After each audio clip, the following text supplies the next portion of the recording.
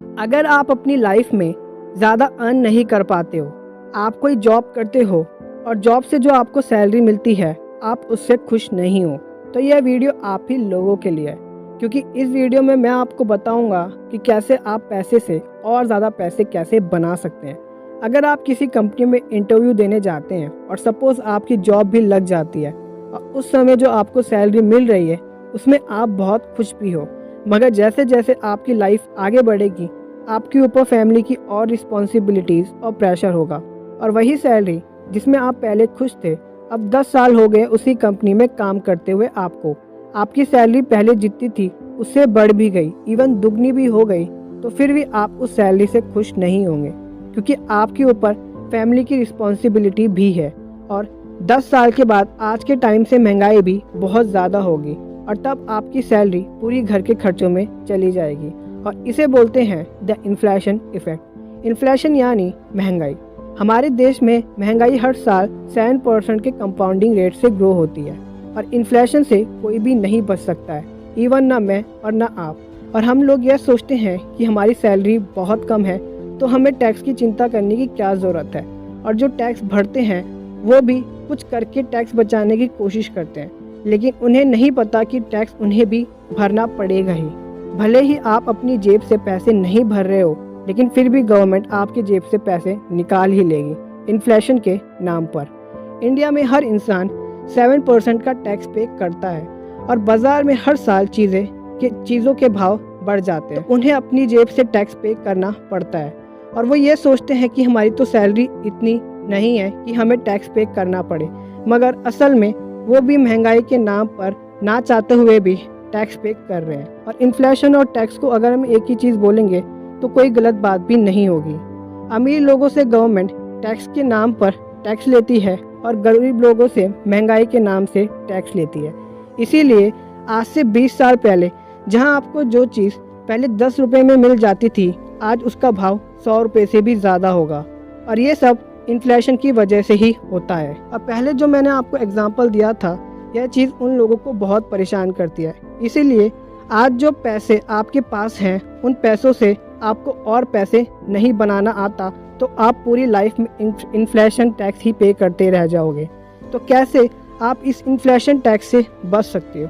और inflation tax से अगर आप बचना सीख गए तो आप पैसे से और पैसा बना लोगे। तो इन्फ्लेशन टैक्स से बचने का सिर्फ एक रास्ता है, इन्वेस्टमेंट। मुझे पता है जैसे ही मैंने इन्वेस्टमेंट बोला होगा बहुत लोग ये वीडियो बंद करने का सोच रहे होंगे, क्योंकि बहुत लोग इन्वेस्टमेंट का नाम सुन के ही डरने लगते हैं। उनको यह डर रहता है कि उनके पैसे डूब ना जाए, मगर मोस्ट ऑफ द पीपल की यह भी प्रॉब्लम होती है कि उन्हें नहीं पता कि हमें असल में पैसे इन्वेस्ट कहाँ करने हैं और कैसे करने हैं। इसलिए मैं आपको कुछ ऐसे तरीके बताऊंगा जिससे आप पैसे बनाकर इन्फ्लेशन टैक्स से बच सकते हैं। वैसे तो बहुत सारी जगह है जहां आप इन्वेस्ट कर सकते हैं, कुछ ऐसी जगह है जहां रिस्क बहुत ज़्यादा है मगर साथ ही में रिटर्न भी बहुत अच्छे हैं। रिस्क कम है मगर रिटर्न भी कम है, और कुछ ऐसी जगह भी है जहां रिस्क कम है मगर रिटर्न बहुत ज़्यादा है। तो अब हम समझते हैं कि आपको कहाँ पैसे इन्वेस्ट करने चाहिए। तो सबसे पहले है लो रिस्क और लो रिटर्न। तो इस कैटेगरी में सबसे पहली इन्वेस्टमेंट है एफडी यानी फिक्स्ड डिपॉजिट। फिक्स्ड डिपॉजिट उन लोगों के लिए बहुत ही अच्छा सोर्स है जो बिना रिस्क लिए अपने पैसों को इन्वेस्ट करना चाहते हैं। एफडी में आप अपने पैसों को किसी भी बैंक में फिक्स्ड डिपॉजिट के तौर पर देते हैं, जिससे बैंक आपको 5 से 7% का रिटर्न देता है हर साल। तो अगर हम 1 लाख रुपए की फिक्स्ड डिपॉजिट बनाते हैं और हम 10 साल के लिए इन्वेस्ट करते हैं और बैंक हमें 5% का इंटरेस्ट रेट देता है, तो 1 लाख रुपए हमारे 1,64,700 रुपये बन जाएंगे। यानी हमें 10 साल में 5% की रिटर्न के साथ 64,700 रुपये का प्रॉफिट होगा। नंबर 2, कमोडिटीज़ यानी गोल्ड एंड सिल्वर। यह भी लो रिस्क और लो रिटर्न इन्वेस्टमेंट है, क्योंकि आए दिन गोल्ड की प्राइस ऊपर नीचे होती रहती है, मगर लॉन्ग टर्म में सभी को पता है कि गोल्ड और सिल्वर की प्राइस इंक्रीज ही होगी। आप आज गोल्ड का जो भी प्राइस चल रहा है, आप उस प्राइस में गोल्ड और सिल्वर को खरीद कर सेव कर लो। आने वाले टाइम में उन गोल्ड और सिल्वर की प्राइस बढ़ेगी ही, और तब आप उसे बेचकर अपना प्रॉफिट बना सकते हो। आज से 20 साल पहले गोल्ड की प्राइस थी 4,300 रुपये, जो आज है 49,000 रुपये के आसपास। यानी अगर आज से 20 साल पहले हम 4,300 रुपये में 10 ग्राम सोना खरीद लेते तो आज यानी 20 साल के बाद हमें 45,000 रुपये का प्रॉफिट होता। उसी तरह अगर आप 4 लाख का गोल्ड खरीद लेते तो आपको आज 45 लाख का प्रॉफिट होता। अब नेक्स्ट, हाई रिस्क और हाई रिटर्न। तो इस कैटेगरी में है शेयर मार्केट। शेयर मार्केट में आप किसी कंपनी के शेयर खरीद कर लॉन्ग टर्म तक उसे होल्ड कर सकते हो और जब शेयर की प्राइस बढ़ जाएगी तब आप उसे बेच सकते हो। मगर इसमें रिस्क भी है क्योंकि हो सकता है कि प्राइस बढ़ने की जगह घट जाए तो आपको लॉस भी हो सकता है। मगर शेयर मार्केट में लॉस तभी होगा अगर आप आंख बंद करके शेयर खरीदोगे तो लॉस होगा, मगर पूरा एनालिसिस करके शेयर बाय करोगे तो प्रॉफिट होगा।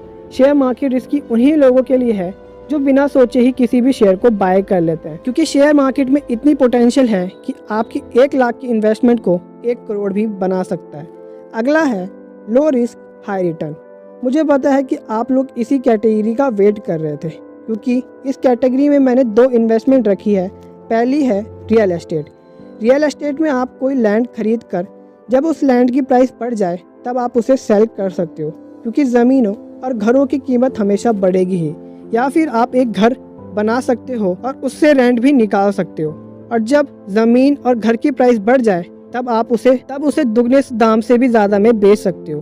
और रियल एस्टेट बहुत ही अच्छा है जो लो रिस्क में हाई रिटर्न चाहते हैं। नंबर 2, सिप या फिर म्यूचुअल फंड।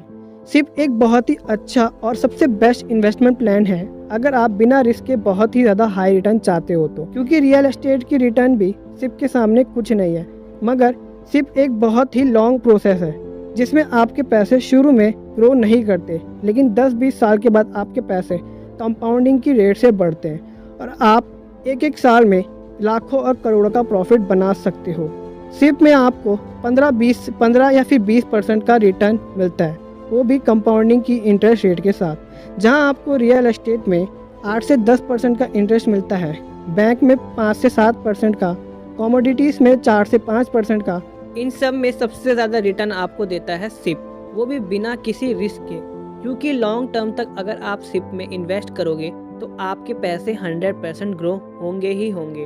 और पैसे सिर्फ ग्रो नहीं होंगे, सिर्फ 5 या 10 लाख लगाने पे आपको करोड़ों मिल सकते हैं सिप के अंदर। सिप उन लोगों के लिए एक बहुत ही अच्छा ऑप्शन है जो लॉन्ग टर्म तक इन्वेस्ट करना चाहते हैं या फिर सोच रहे हैं लॉन्ग टर्म तक इन्वेस्ट करने का और बिना किसी रिस्क के। तो सिप एक बहुत ही अच्छा इन्वेस्टमेंट प्लान आप लोगों के लिए हो सकता है।